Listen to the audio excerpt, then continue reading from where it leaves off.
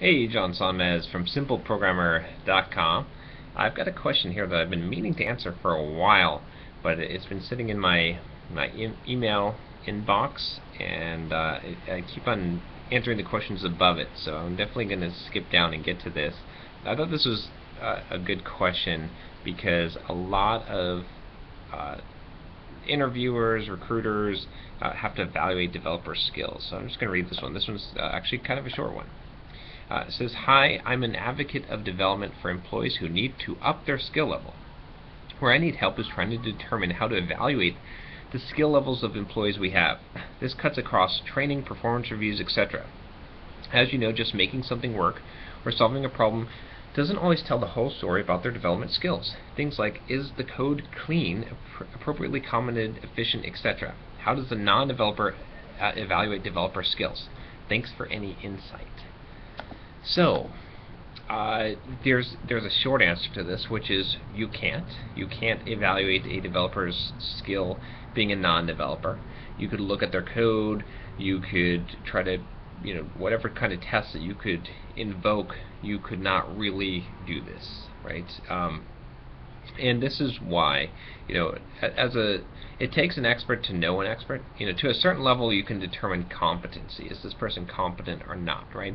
Let's say that I want to hire a carpenter to work on something in my house. I could do a basic interview and determine if a carpenter was competent or not, but I couldn't tell if he was in the top 10% of all carpenters, unless I was a carpenter. The only way I could do that would be to take someone else who would have to be in the top 10% of all carpenters and have them evaluate him. Even if I picked just a regular carpenter and asked them, "Hey, can you tell me about this carpenter? If he's really, up to snuff? Is he in a high level? Is he, how would you rate his skill?" It takes an expert to know an expert.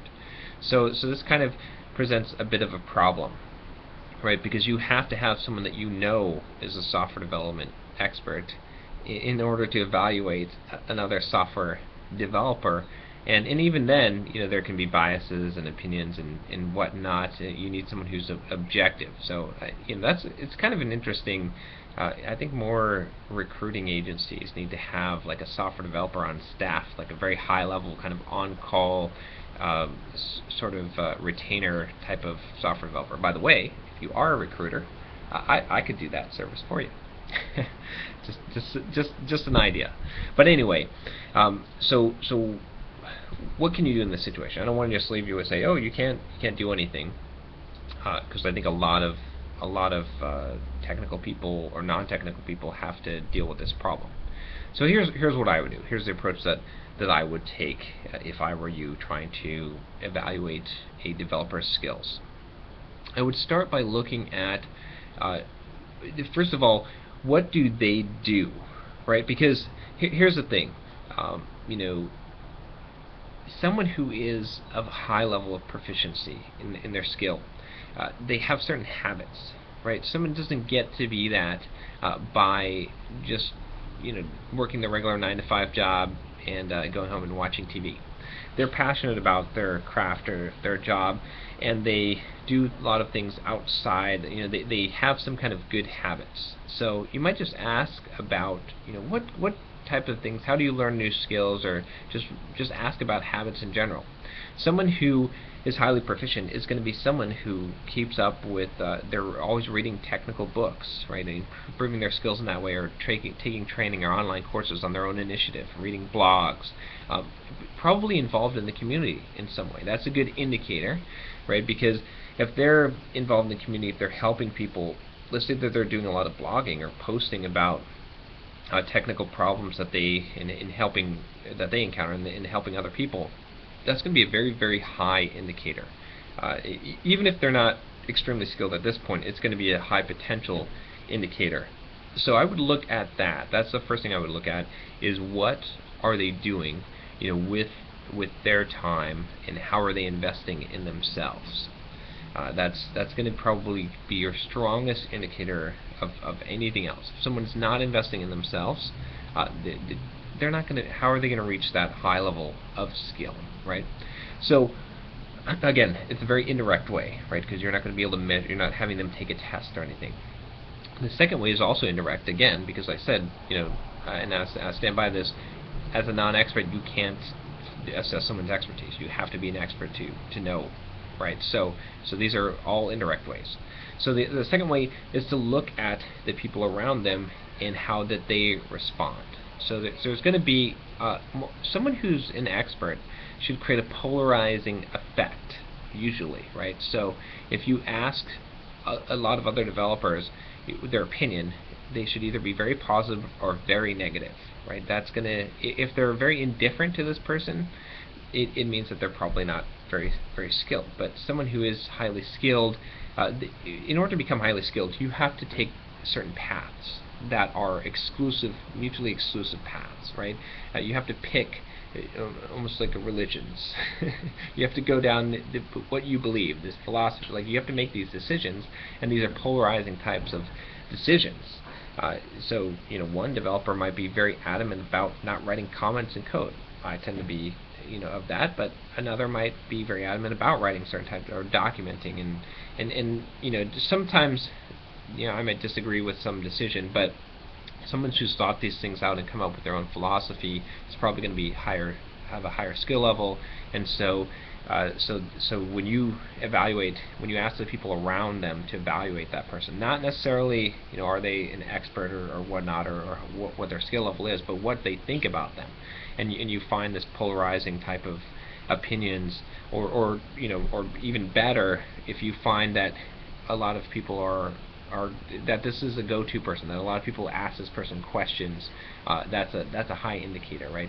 They're mentoring. If they're mentoring people, then they are going to be good, right? Because not only does mentoring mean that people are coming to them for their expertise, but it also means that they are they're encountering a lot more problems than the average software developer, and they're learning how to deal with them, because they're dealing with not their own problems only, but other people's problems. And trying to think if there's any other really metric. I mean, you could look at someone's track history, obviously, or their track record, right, and see what projects they've worked on, how successful they are, what people had to say about them, managers and such, and whatnot. But that's not necessarily, those things are. You can obviously be very incompetent and have a very stellar record, right? This happens all the time. But there's a couple of things that can't be faked, right? If a developer if they have built their own applications that are out in the app stores and such not, or they have their own business that they've built their own software for, that's going to be a high indicator, right? I mean, you can find some of those flags that are going to be like, yeah, this person's obviously really good. If they have a successful blog, if they have a large following online, those things are probably going to indicate, that it's tough when those things don't exist. Then you have to fall back on those two indirect methods that I talked about. But this is a hard problem, and you're not going to get this right all the time. And ultimately, what most companies want is someone who produces produces results. So you'll know later, right? If you hire someone, or you can look at their results and their track record, and sometimes it's even hard to determine that, because they're part of a team and you don't know what they contributed to that.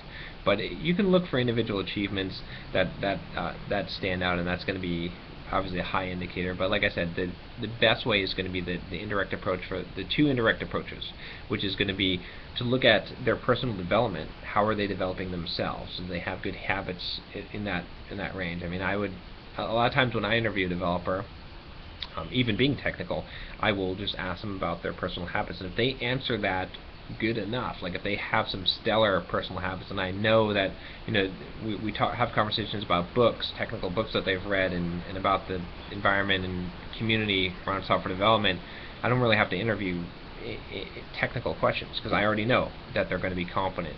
And then the second one being, talk to other people around them, see if there's a polarizing effect, see if they're mentoring, see what that is. Don't take any particular one person's advice as to their skill level, unless you happen to have an expert on staff or on hand that can evaluate someone that you trust. I mean, you really have to trust them to give an honest, objective evaluation, which is sometimes hard because there's this ego thing, right? If you ask a software developer if another one's good, he's going to probably phrase it as, "Oh yeah, they are, but there's this one little thing," and that's going to be a huge thing, right? Because there's this ego competition effect. So you definitely want to avoid that. Otherwise, what will happen is that you don't want the snakiest bastard to be the the one that you rely on, the one that calls that basically targets anyone who's better than them, and shows their flaws to make themselves look better, which is you're going to encounter that pretty often. So you have to be real careful there. So that's I wish I could give you a more concrete answer. Take some kind of test. You can do some kind of testing to some degree. There's sites like Codility.com where you can have them take a test, and you can't base everything off of that, but someone should be able to write code. Like, this is a basic proficiency. Again, this is gonna, like, can someone actually write code? Not necessarily are they an expert level developer, but you can definitely do a screening, a low level screening, and determine if someone is actually good at all by having them write actual code. If they can't write code, they can't do it on the spot. Sorry, they're not going to be a good software developer. That's a bar that you can draw. You can make a line there. Well, hopefully that's helpful to you and to anyone else out there that's trying to interview developers or trying to assess skill levels for software developers. Thanks for the question, and don't forget to subscribe to this channel if you like these kind of videos. If you want more career advice for software developers and some personal advice on being more successful. Take care.